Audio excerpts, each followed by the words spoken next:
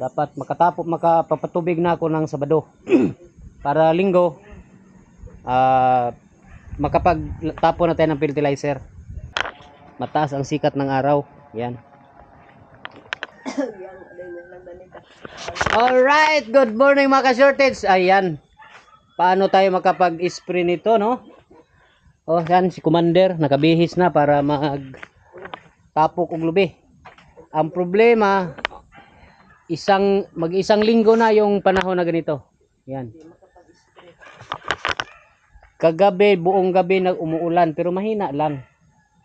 Yun nga lang, oh. Paano makadikit yung spray natin ito? Yung gamot sa ano natin.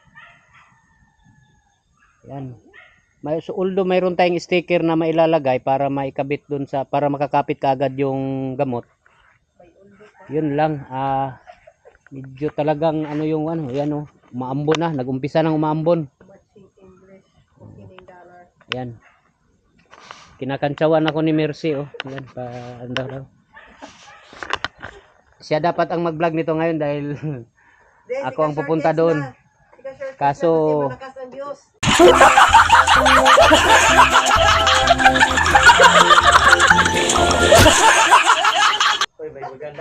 ay, may magandang ano, binibini. Sana all.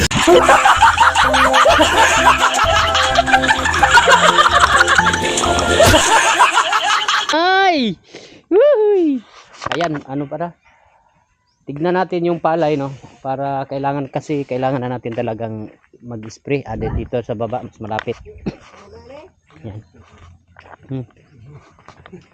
Dito sa baba, mas malapit ang pagtingin natin, no? Yan. Dito lang tayo sa taas. Siguro naman, ayan. Makikita na natin kung mayroon bang lalo na bukas, linggo ang schedule ng pagtatapon natin ng fertilizer, no? Sana hindi na ulan kasi dapat pagka maka-spray ako ngayon para 3 araw papasukan ng tubig, ano na ngayon, Huwebes. Dapat makapapatubig na ako ng Sabado para Linggo makapagtapo na tayo ng fertilizer. Ayan. Paano naman tayo makapag-spray nito yung panahon ganito? Tignan lang natin mamaya konti, siguro baka lumiwanag ng konti. Makaano tayo? Mga 5 minutes lang yung gamot pag may sticker, makakapit na yun sa palay. Okay. Alright, good afternoon mga ka-shortage, no?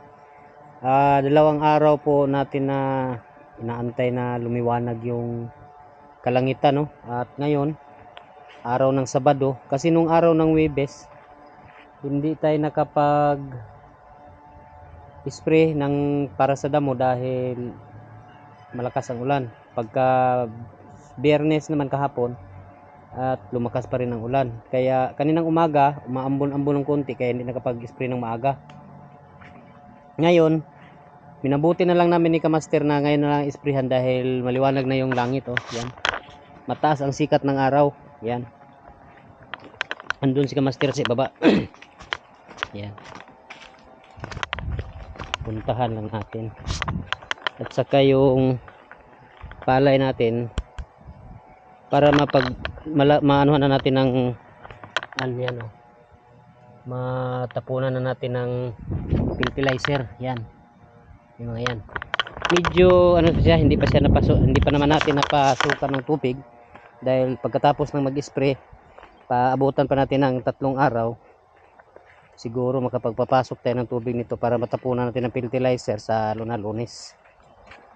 Kaya ayan, nag-spray muna si Kamaster. Sobrang ng init. Yan.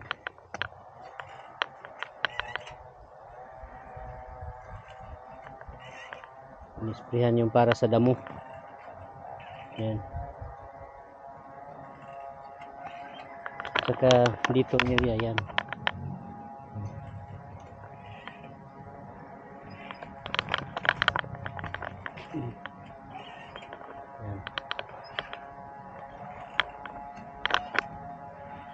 Yan, sobrang taas ng araw, no, ngayon.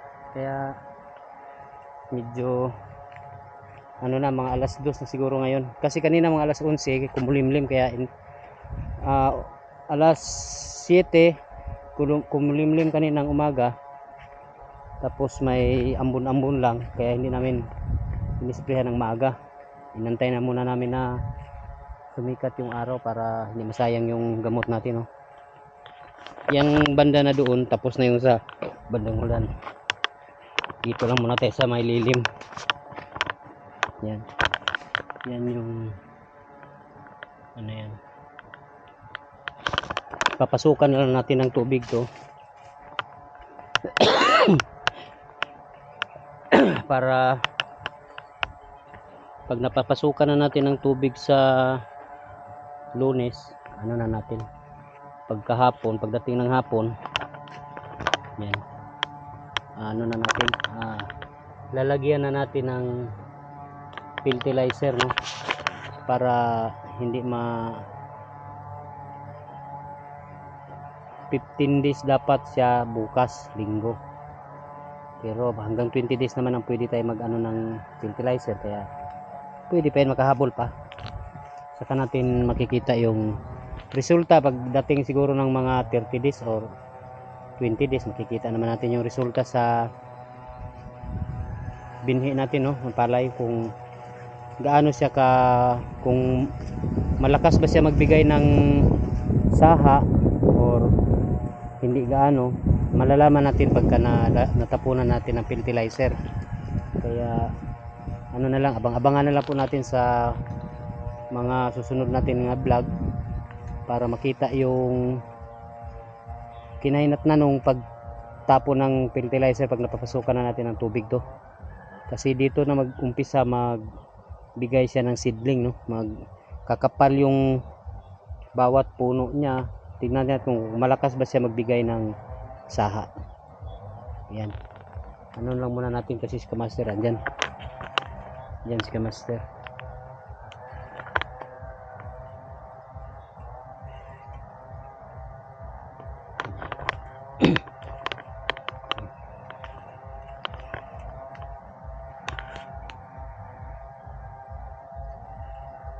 Sobrang lakas ng init.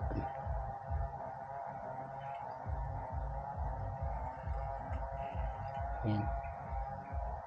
Sabagay, hindi pa naman gaanong maraming, wala pa namang damo na tumutubo gaano sa bawat ano natin, no, kahon. Mas minabuti natin na ma-sprayan talaga ng para sa damo.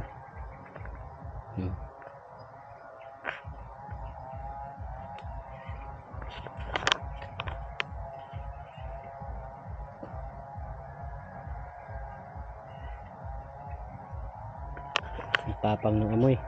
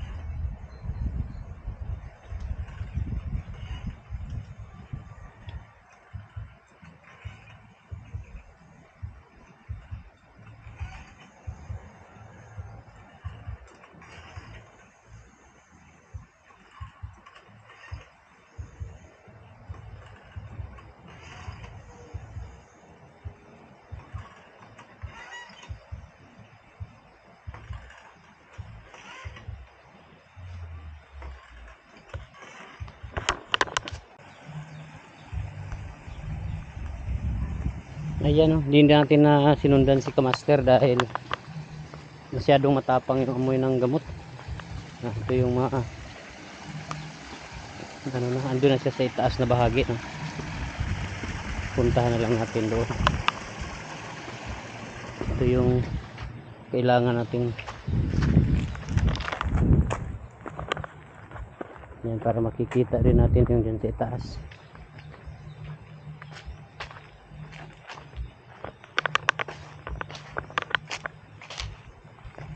Medyo matapang yung amoy.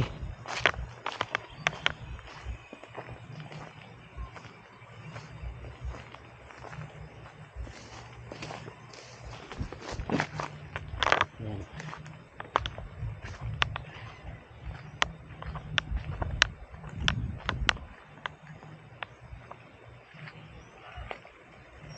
Dito may tubig pa talaga dito. Yan.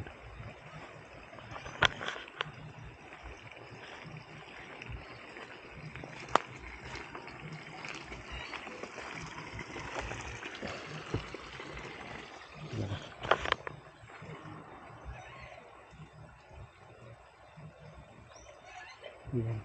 Silaw sa araw.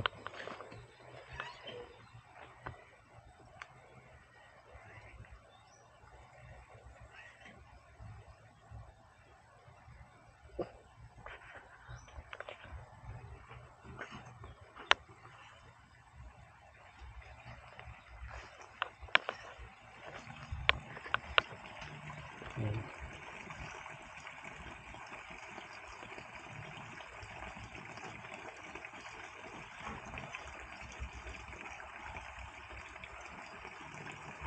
Yan, oh. Kung napapansin nyo, nakikita nyo yung mga tumutubo na gabi. Yan, pinapalaki natin yan dahil para mas madali siyang bunutin. Yan ang inano ko, kaya pinapatubo ko talaga siya, hindi ko siya pinapaputol. Dahil pag binunot mo siya, madali siyang mabunot. Yan, yung nasa simento, yan. Yung sa pilapil na yan, madaling mabunot pati dito. Yan, oh. Yan. Mas madali siyang bunutin pagka ganyan. Kaysa yung pinuputol mo lang, hindi naman siya totally na mamatay. Kaya kailangan lang namin na ano, pinapatubo patapos bubunutin siya para kasama yung puno niya. Kung mayroon mang tumubo ulit, bubunutin pa rin. Yan. Yan na yung resulta nung ano natin, pang ilang araw, no. Dito kung banda, medyo maano ang tubig, kaya hindi sila, kahit hindi niya pinapapasukan, may tubig siya dahil laging umuulan. No, yan, oh. Yan. Kaya kaso lang, hindi ko lang kung maklaro, no. Mayroong portion dong banda, kailangan nating ano, dahil medyo dahil sa puno ng mangga. Dito, okay naman na dito, wala namang problema, medyo may maliliit na konting mga puno, pero pag natapunan ng fertilizer yan, hindi natin alam kung mabilis ang pagsaha niyan, mabilis ang pagkapal. Yan. Yan. Yan. Pati dito. Ito yan, antayin na lang natin sa Lunes, no?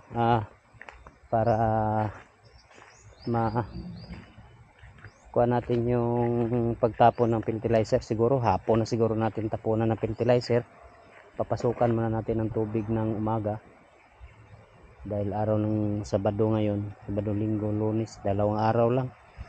Saka sobrang init, sana baka mas lalong mainit pa bukas, kaya hindi na, wala namang ganong damo dito.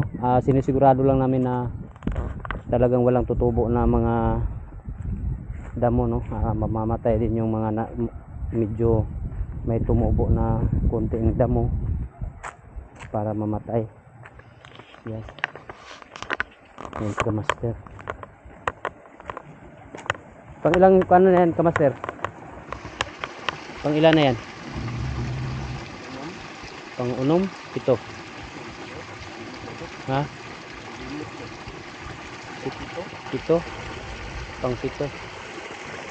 Pang 7. Yan, o, dito banda. Yan.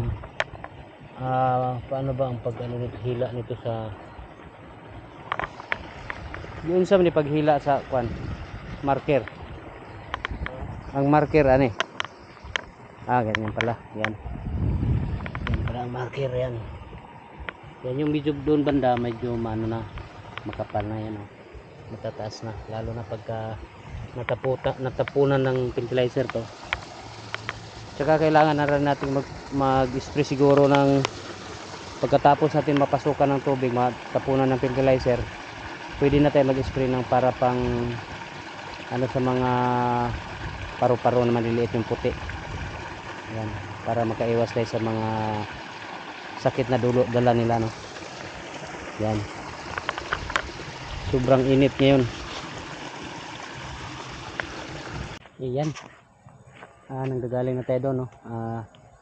May ibang portion doon na yung palay, yung dahon niya tinutuka ng manok. Siguro hindi naman naaapak yung mga manok doon pagka may tubig na. Yan. Alright. Hanggang dito na lang muna ang ating vlog. At magandang hapon sa lahat.